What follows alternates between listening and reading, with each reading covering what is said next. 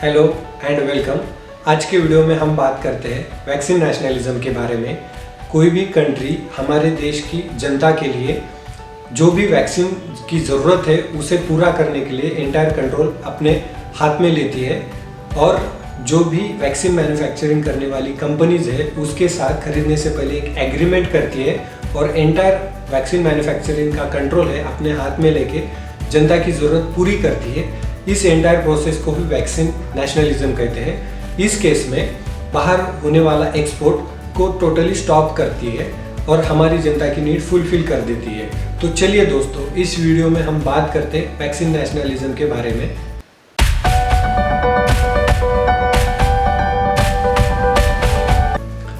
United nation general assembly के president और मालदीव के फॉरेन मिनिस्टर अब्दुल्ला शाहिद, इन्होंने वैक्सीन नेशनलिज्म को टोटली अपोज किया है और कहा है कि जब भी वैक्सीन नेशनलिज्म की बात हो तो अंडर डेवलप्ड कंट्रीज है वहाँ से हम कोविड का जो भी वायरस है उसे कम्प्लीटली निकाल नहीं सकते, क्योंकि जितने भी अमीर कंट्रीज है वो सब अपने वैक्सीन मैन्युफैक्चरिंग की ज़रूरत इजीली फुलफिल कर सकते हैं क्योंकि उनके पास पैसा बहुत ज़्यादा होता है।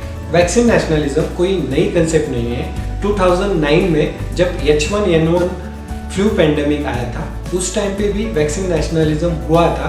अमेरिका ने अपने देश की जनता के लिए पूरे एंटायर वैक्सीन का डोज जितना भी लगने वाला था वो सिक्योर कर लिया था।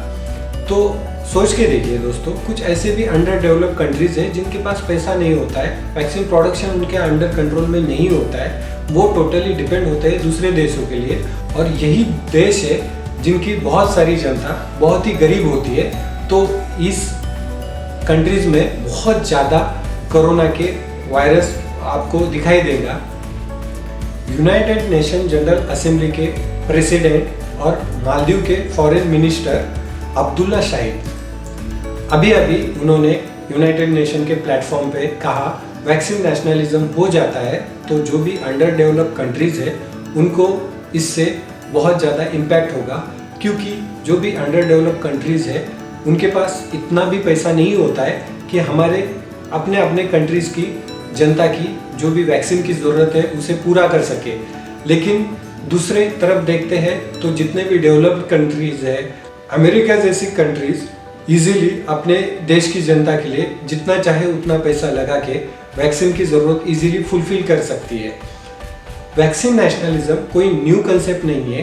2009 में जब H1N1 फ्लू पेंडेमिक आया था उस टाइम पे भी अमेरिका ने पूरा एंटायर वैक्सीन का कंट्रोल अपने हाथ में लेके देश की लोगों की ज़रूरत पूरी की थी।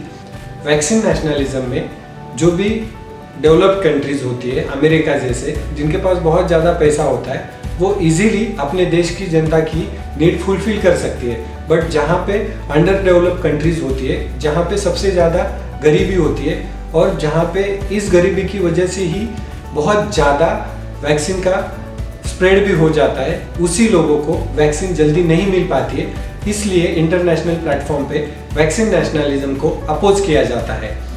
आइए दोस्तों, इंडिया की वैक्सीन पॉलिसी के बारे में बात करते हैं। जब कोविड स्टार्ट हुआ था तब इंडिया ने बहुत सारी कंट्रीज़ को रेमडेसिविर का मेडिसिन है उसका एक्सपोर्ट किया था। तो इससे पता चल जाता है इंडिया की वैक्सीन पॉलिसी थोड़ा सा फ्लेक्सिबिलिटी है। और यहाँ तक अभी रिसेंटली जब कोविड की वैक्सीन प्रोडक्शन स्टार्ट हुई थी उस टाइम पे भी इंडिया ने बहुत सारे कंट्रीज़ को वैक्सीन का डोज प्रोवाइड किया था। इससे हमें पता चलता है इंडिया की वैक्सीन पॉलिसी के बारे में और वैक्सीन नेशनलिज्म क्यों ज़रूरी है। डेली अपडेट्स के लिए मेरे चैनल को सब्सक्राइब कीजिए और बेल नोटिफिकेशन दबाइए, जिससे कि आपको पता चलेगा नेक्स्ट वीडियो आने के बाद। और अगर मेरा कंटेंट आपको अच्छा लग रहा है, वैल्यूएबल लग रहा है तो प्लीज़ शेयर कीजिए। तब तक के लिए थैंक यू सो मच।